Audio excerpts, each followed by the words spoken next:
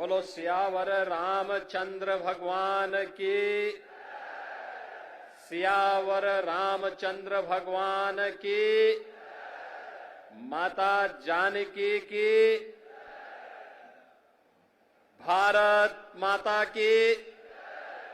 भारत माता की। सत्य सनातन धर्म की। सत्य सनातन धर्म की। गौ माता की। गौ माता की। सरयू माता की। सरयू माता की।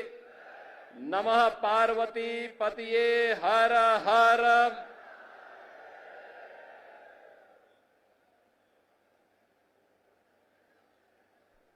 अवध तहां जहां राम निवासो तहां ही दिवस जहां भानु प्रकाशो। जो पे सिय राम बन जाही, अवध तुम्हार काज कुछ नाही। दीपोत्सव के इस अष्टम संस्करण कार्यक्रम में आज इस समारोह की शोभा बढ़ा रहे हैं अयोध्या धाम के हमारे सभी पूज्य संतों की उपस्थिति में आज जो एक कार्यक्रम यहां पर आयोजित हो रहा है, केंद्रीय मंत्री पर्यटन और संस्कृति मंत्रालय के मंत्री माननीय श्री गजेंद्र सिंह शेखावत जी, उत्तर प्रदेश सरकार में मंत्रिमंडल के मेरे वरिष्ठ सहयोगी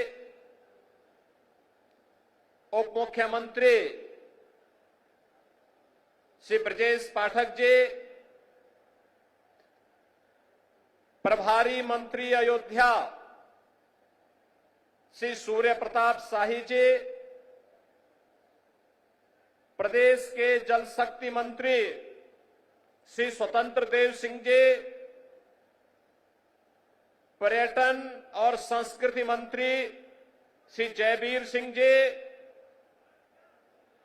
प्रदेश सरकार के मंत्री श्री सचित चंद्र शर्मा जी,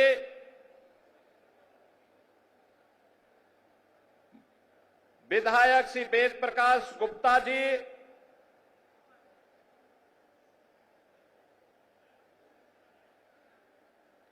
जिला पंचायत अध्यक्ष श्रीमती रोली सिंह जी, महापौर महंत गिरीशपति त्रिपाठी जी, विधान परिषद सदस्य डॉक्टर हरिओम पांडे जी, माननीय विधायकगण, आज के इस समारोह में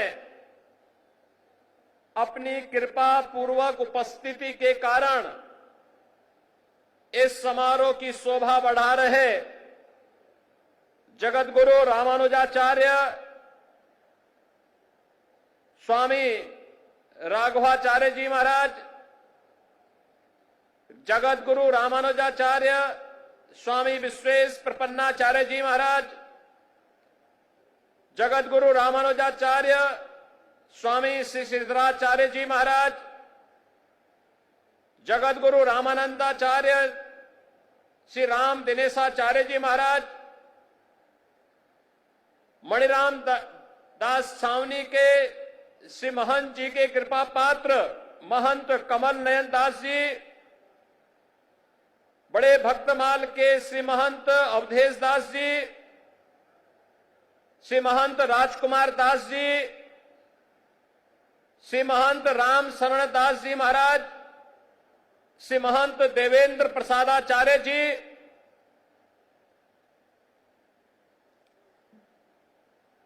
श्री महंत भरत दास जी, श्री महंत धर्मदास जी, जगतगुरु श्री सतवा बाबा महामंडलेश्वर महंत संतोष दास जी, महंत रामदास जी महाराज, आज के इस कार्यक्रम में उपस्थित अयोध्या के हमारे सभी पूज्य संतजन, उपस्थित भक्तगण, प्रदेश सरकार के हमारे सभी वरिष्ठ अधिकारीगण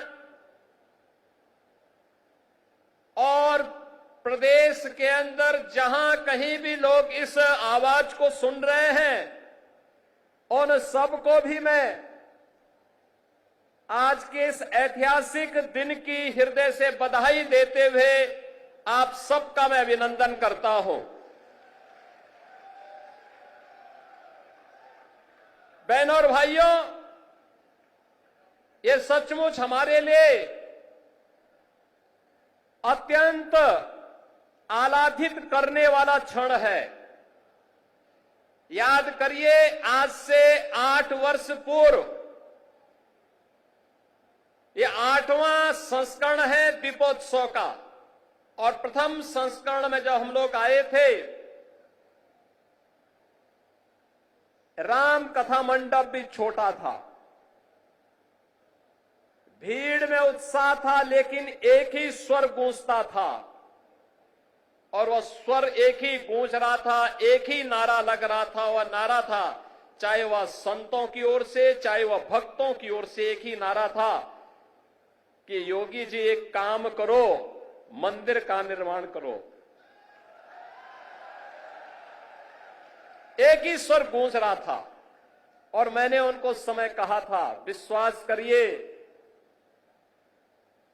विश्वास करिए,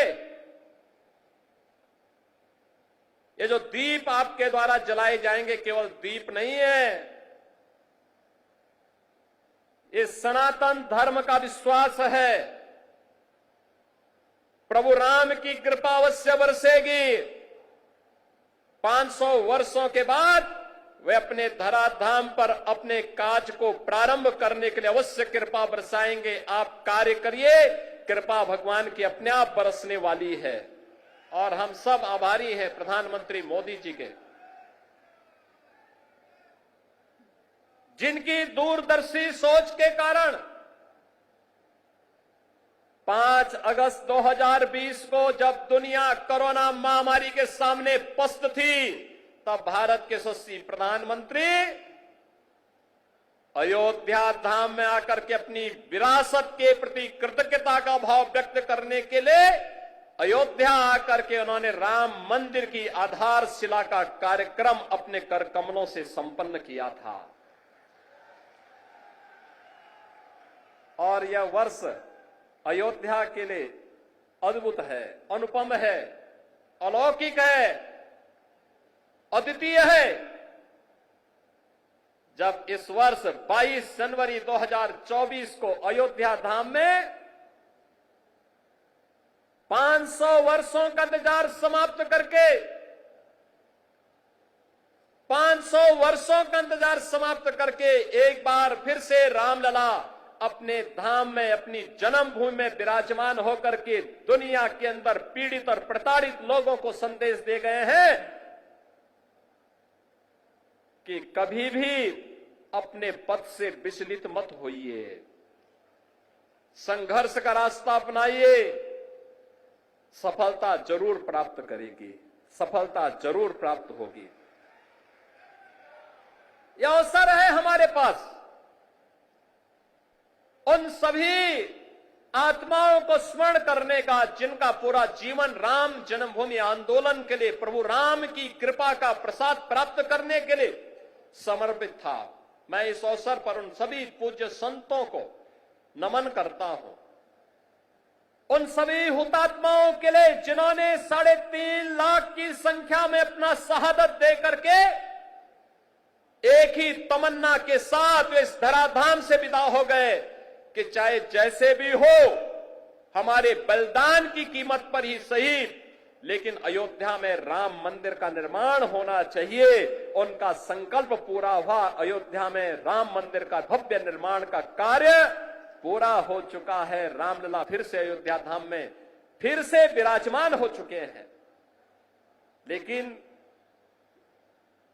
रामलला के विराजमान होने के बाद इस दीपोत्सव का पहला अवसर है।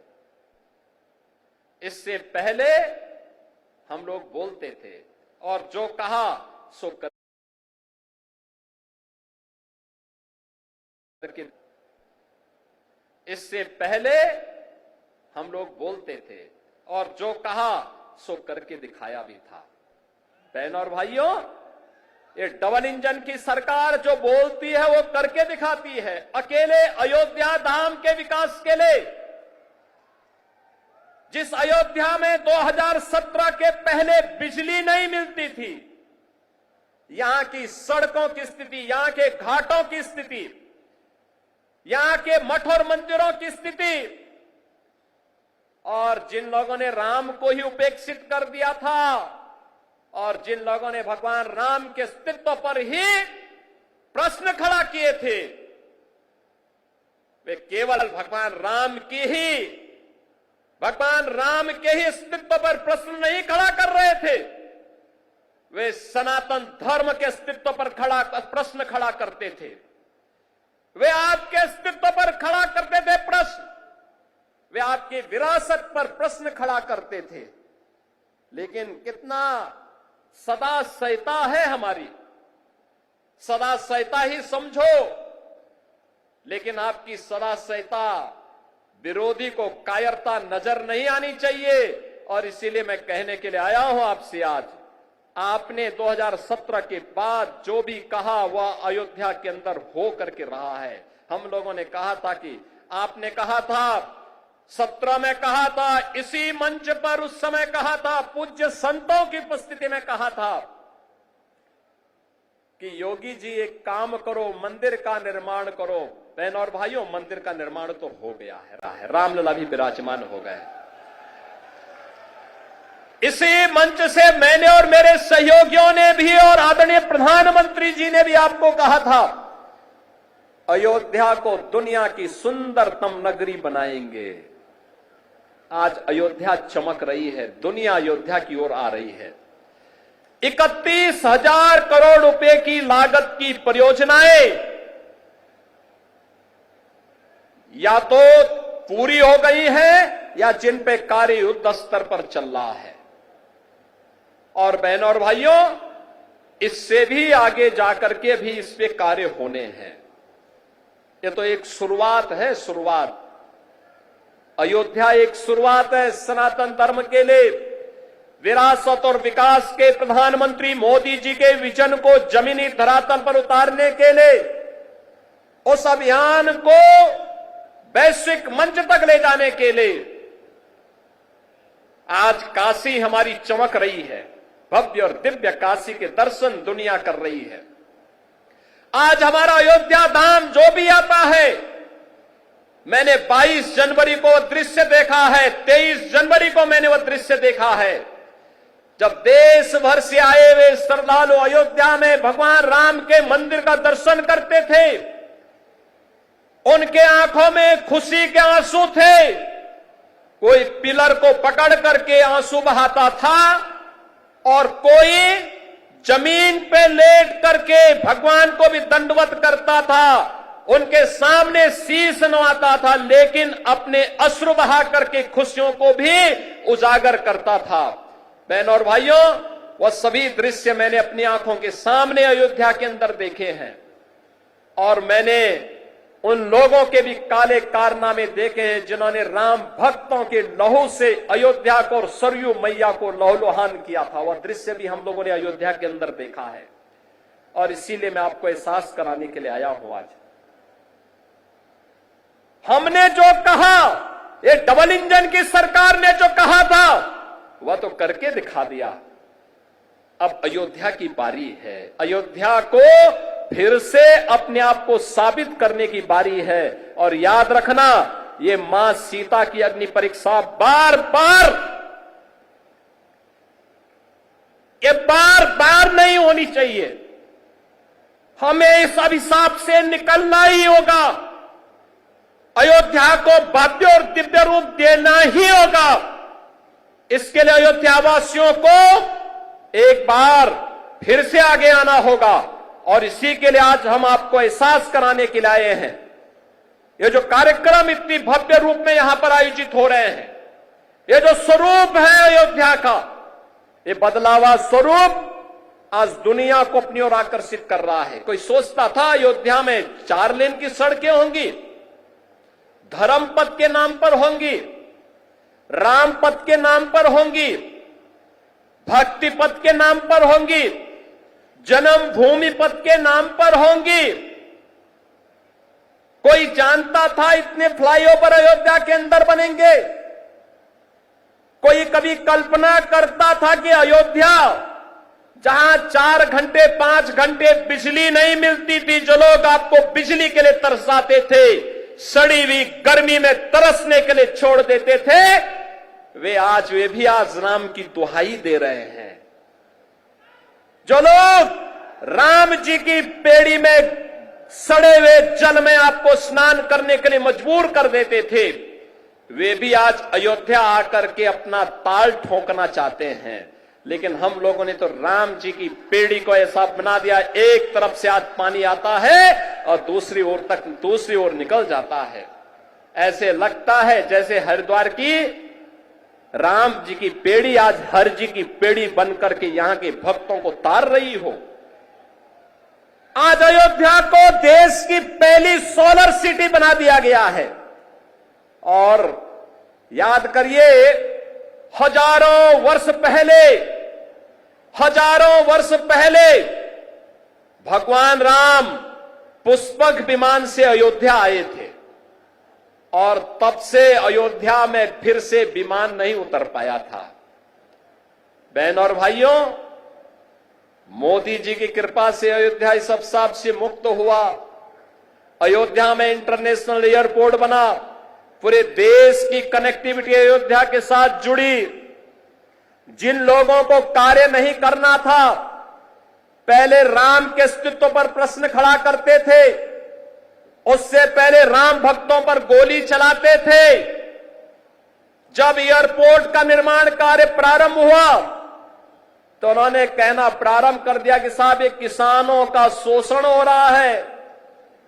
जब यहां पर मंदिर, यहां सड़क के चौड़ीकरण का कार्य प्रारंभ हुआ, उन्होंने कहा साहब व्यापारियों का शोषण हो रहा है। मुझे बताओ, अगर हम 4 लेन की सड़क नहीं बनाते, 4 लेन की सड़कें यहां की नहीं बनती, तो जो लाखों श्रद्धालु आ रहा है, क्या यह अयोध्या में सुरक्षित यात्रा कर पाता, यहां दर्शन कर पाता? क्या अयोध्या में इतना इंफ्रास्ट्रक्चर आजादी के बाद जिन लोगों ने प्रदेश में और देश में शासन किया, उन्होंने क्या इस प्रकार का इंफ्रास्ट्रक्चर दिया था क्या कि यहां पर लाखों श्रद्धालु आकर के दर्शन कर पाता? एवरेज 1 लाख श्रद्धालु वर्तमान में है और पीक सीजन में यह 5 लाख और कभी कभी 35 लाख तक पहुंचता है। बहनों और भाइयों, यह जो कार्य हुआ है, जिन लोगों को नहीं करना था वे प्रश्न पहले खड़ा करते थे, आपके अस्तित्व के लिए राम भक्तों पर गोलियां चलाते थे। और आज जब विकास हो रहा है तो विकास में किसी प्रकार से बैरियर बनना है, लेकिन अयोध्या को छेड़े बगैर हम लोग इन बैरियर्स को भी हटा रहे हैं। ये बैरियर भी हट रहे हैं, ऐसे ही हट रहे हैं जैसे उत्तर प्रदेश को माफिया से मुक्त करके उत्तर प्रदेश को एक सुरक्षित प्रदेश बनाया गया है। सनातन धर्म के बैरियर को भी, सनातन धर्म के मार्ग के बैरियर भी हटाने हैं। जो लोग सनातन धर्म पर बार बार प्रश्न खड़ा करते हैं, उनको मैं बोलना चाहता हूं, सनातन धर्म ने कभी किसी का अहित नहीं किया, किसी का अहित नहीं किया, सबको गले से लगाया।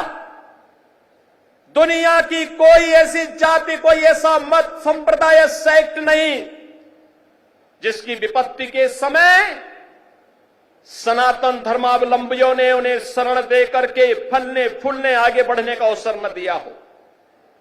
विश्व मानवता आज भी इसके प्रति कृतज्ञता ज्ञापित करती है। लेकिन इस सेकुलरिज्म के नाम पर राजनीति करने वाले लोग आज सनातन धर्म पर कुठाराघात करके न केवल सनातन धर्म और भारत की आत्मा को लौलुहान करने का कार्य कर रहे हैं, बल्कि इसके नाम पर भारत के अंदर आतंकवाद और नक्सलवाद को लोग बढ़ाना चाहते हैं। क्या नक्सलवाद और आतंकवाद को हम बढ़ावा देना देंगे? फिर भगवान राम के 14 वर्षों के वनवास का परिणाम क्या है? और फिर बजरंगबली का मतलब क्या है? राम काज कीने बिनु मोहि कहां विश्राम। और हम लोग भी विश्राम नहीं लेने वाले हैं तब तक जब तक कि सनातन धर्म के मार्ग में जितने भी रोड़े हैं, जब तक इनको नामो निशान इनको समाप्त न कर दिया जाए। जो भी मानवता के मार्ग में, विकास के मार्ग में बैरियर बनेगा, उसकी वही दुर्गति होनी है जो उत्तर प्रदेश के माफियाओं की हुई है। और बहनों और भाइयों, अब अयोध्या से मैं यही कहना चाहता हूं कि अवसर है हम सबके लिए। अवधपुरी तो आज खुश है। अवधपुरी को उल्लास और उमंग के साथ जुड़ने की आवश्यकता है। और आज का दिन तो दीपोत्सव तो अयोध्या की देन है। देश और दुनिया में दीपोत्सव के आयोजन जहां कहीं भी होते हैं, त्रेता युग में उसकी शुरुआत इसी अयोध्या से हुई थी, इसी अयोध्या धाम से हुई थी। उसी स्मृति को जीवंत बनाए रखने के लिए हम लोगों ने इस कार्यक्रम को आगे बढ़ाया है। और उसी स्मृति को जीवंत बनाए रखने के लिए तुलसीदास जी ने भी कहा कि अवधपुरी प्रभु आवत जानी, भये सकल शोभा के खाने। यानी आज प्रभु आए हैं और यहां पर तो 22 जनवरी 2024 को प्रधानमंत्री मोदी जी के कर कमलों से जब रामलला का विराजमान हुआ था, अयोध्या धाम उसी प्रकार से जगमगा रहा था। और अयोध्या धाम ही नहीं, दुनिया के अंदर जहां कहीं भी सनातन धर्मावलंबी था, वह सर्वत्र सर्वत्र इसकी प्रशंसा हो रही थी, हर्षोल्लास के गान हो रहे थे, सर्वत्र लोग नतमस्तक थे इस बात को लेकर के कि वास्तव में भारत ने अपने लोकतंत्र की ताकत का एहसास दुनिया को कराया है। न्यायपालिका